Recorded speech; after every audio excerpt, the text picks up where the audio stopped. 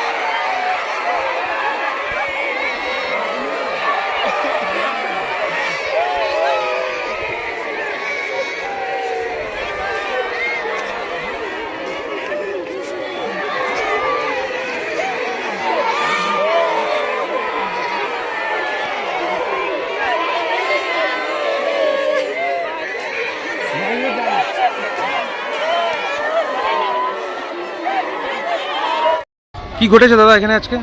আজকে এখানে ঘটেছে, আমরা কাজ করতে গিয়েছিলাম মহারাষ্ট্রয়। তো মহারাষ্ট্রে কাজ করতে যায় মানে আমাদের এখানে গ্রামেরই আমার একটা দাদা লোক হবে। ওই লোকটা মানে ব্যতিক্রম বশতে তো 3 তলা থেকে পড়ে যায়, অ্যাক্সিডেন্ট হয়ে গেল। অ্যাক্সিডেন্ট হওয়ার পরে আমরা পাশের একটা হসপিটালে যাই ভর্তি করার পরে ভালোই চিকিৎসাপত্র খুব ভালোই চললো, কিন্তু গত শনিবার রাত 12:40 নাগাদে দাদাটার মৃত্যু হয়ে যায়।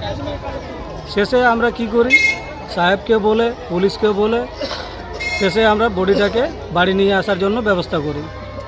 বাড়ি নিয়ে আসার জন্য ব্যবস্থা করলাম বাড়িতে, কেননা পুলিশ স্টেটমেন্ট দিল, ওখান থেকে সাহেবও পুরা রায় দিল।